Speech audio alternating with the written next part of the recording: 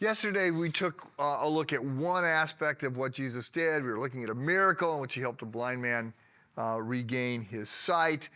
Noted that these miracles are signs. They demonstrate Christ's power over sickness, over death, over nature, over evil. And they are ultimately, their purpose is not to point to the miracle. The purpose is to point to Jesus and to make the case that Jesus is God.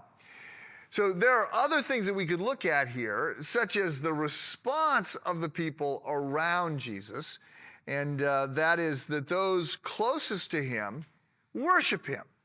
They don't simply admire him. They don't try and imitate him. They don't tell others that he's a great man.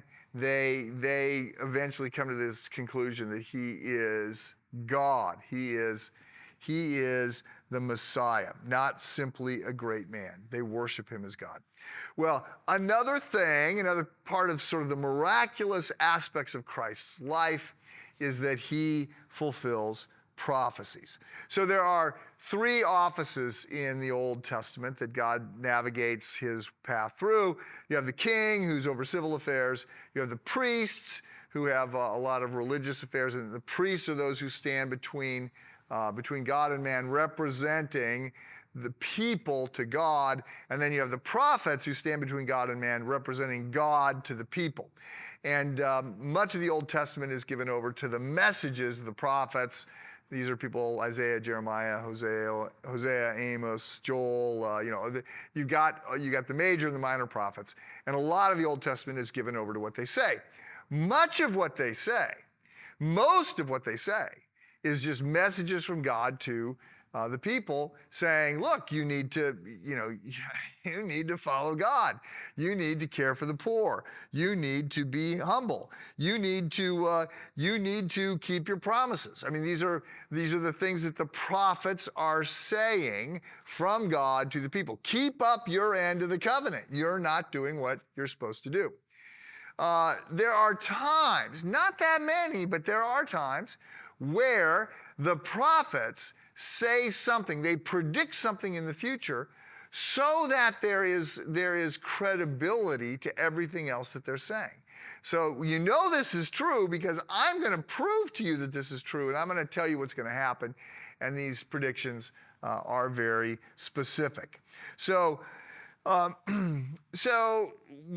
of the prophecies, there's different categories of these Old Testament prophecies.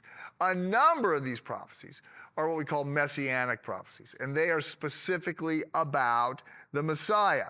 And so the Old Testament says, for instance, that the Messiah is going to come from the house of David. We read about that in 2 Samuel. And we read in Isaiah that he's going to be born of a virgin. And then in Micah, we see that he's going to be born in Bethlehem.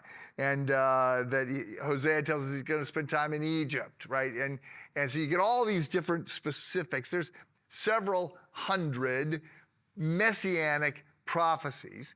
And Jesus fulfills all of them. Now, they're not all fulfilled yet, but all the ones that could be fulfilled, Jesus has fulfilled all of them, and he's never taken himself away from them. It's like Jesus is the clearly who is being described in the Old Testament prophecies.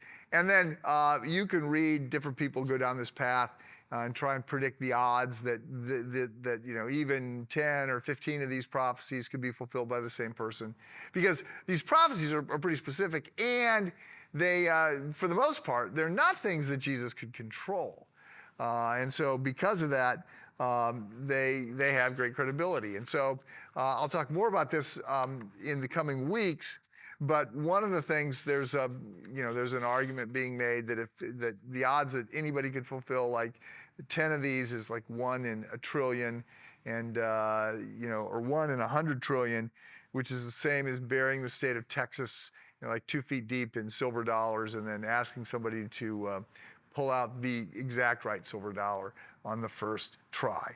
So, look, Jesus did a lot of things. These prophecies are an example of the kind of thing that we see is true about Jesus. It's just part of this mosaic of things that put the picture together to make the case that Jesus Christ is God.